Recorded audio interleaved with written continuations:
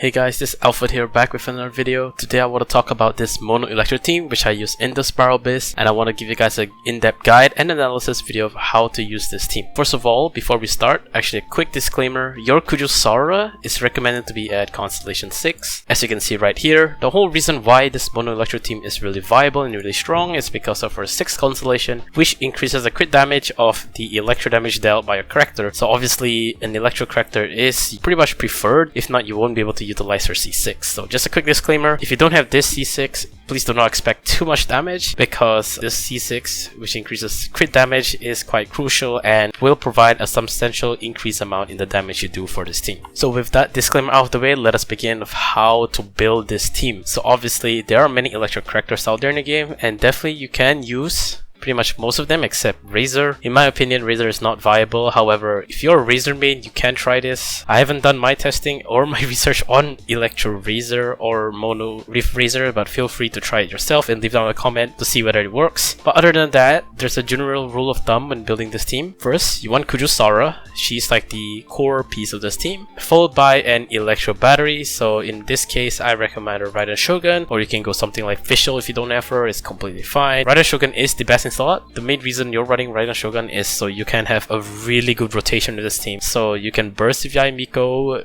you can burst with Sarah, Sucrose, and then you can use Raiden Shogun and you can complete the whole rotation once again. And the thing is, Raiden Shogun should not have a problem with her energy recharges because there's a lot of electro particles flying around in your team. So it's not really that hard to build up your energy for Raiden Shogun. So after you have Raiden Shogun, it's recommended to have a third Electro character, in this case your Electro main DPS. So in this case I'll be using Yaimiko as a DPS, however you can feel free to use Keqing, you can use Lisa as a main DPS, or even Beidou. So it's really up to you, any of the 3 characters is recommended. However, I recommend either Yaimiko or Keqing. If you have Lisa build, definitely Lisa is also really strong because she can shred defense. Last in the team, what I recommend is a Viridescent Venerer user. This is because you're able to decrease defense for the element. So in this case, it's Electro. If you swirl an enemy that has Electro applied to him, you will definitely do more damage to this team because you decrease their Electro defense, which is what your characters will be using. The best in slot for this team is definitely Kazuha if you have him, or Jin. But if you don't have those 2 characters, you can use Sucrose as well. So the one downside in this team, which I do not really have a problem with, but some people might have a problem with, is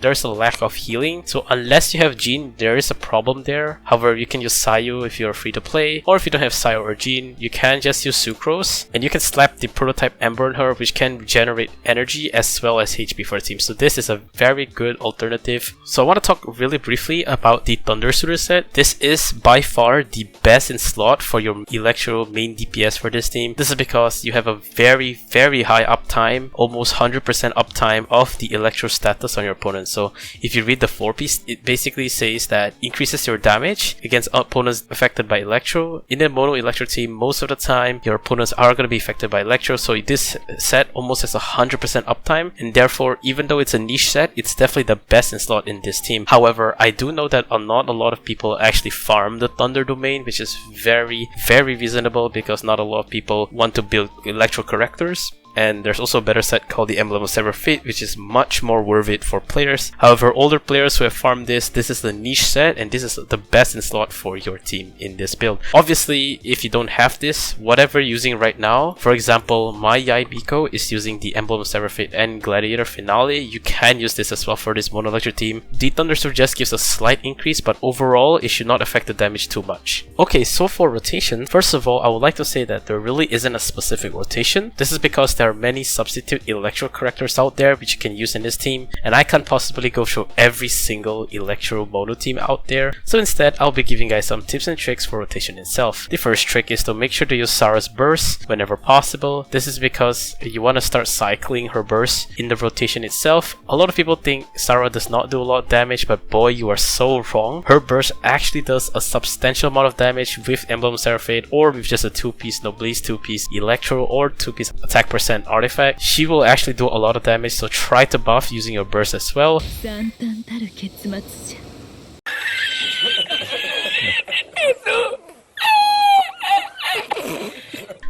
so that you can actually cycle in her burst in the rotation and you can do a lot of damage in the process. The second tip is to not buff the same person twice with Sarah. So what I'm saying is do not use her Q and do not use her E on the same person. This is because the attack buff that you're giving to your character does not stack. This is very important. Try to buff both Electro characters instead of just buffing one. And the third one is using our Nemo character. Try to swirl as much as possible or whenever necessary. So every 10 seconds just try to use your Sucrose E and Alt. This is to make sure there's a consistent amount of swirl going on and you can consistently decrease your enemy's Electro resistance. Moving on to pros and cons for this team. The first pro is right now in the Spiral Abyss, Electro seems to be the best element because of the blessing of the Abyssal Moon. So definitely this is one of the best teams right now in the Spiral Abyss. This team is one of the best Electro teams in the game at the moment by far. It can even out damage Taser team or certain Overload teams out there just because Swirl is really the most broken reaction in the game. So definitely try this team. However, with cons, first of all, the best installed artifact set in this particular team is the Thundersoother, and it's a really niche set. This means that not a lot of people will farm this set, let alone even from the Thunder Fury. So because of that, you may have some troubles building this team. However, like I said earlier, you can still use the current artifact sets which you guys already farm and you already have, and you shouldn't have much of a problem there. The second con is this team is pretty expensive to build. If you realize at the start of this video, I said you need C6 Sarah for this team to be effective or to be good at all. Hence, if you don't roll for C6 Sarah, if you don't have her, then I don't recommend this team because you will not have a lot of damage, and I'd rather you at that point watch a video regarding Taser team which I've already done, so link in the description for that instead. And the third con is that if you don't have Jean in this team or you don't have Sayu, there's definitely a lack of healing right there. Sucrose with the prototype Ember does not provide enough healing, so if you do not have healing, you may need to be able to dodge opponent's attacks when fighting the Spiral Abyss or in the overworld. So the most important question of the day after watching this video is, should you invest in this team? In my opinion, if you have C6 Sarah, why not try this team out? This team is really good in Spiral Abyss and it's one of the best Electro teams at the moment. However, if you do not have C6 Sarah,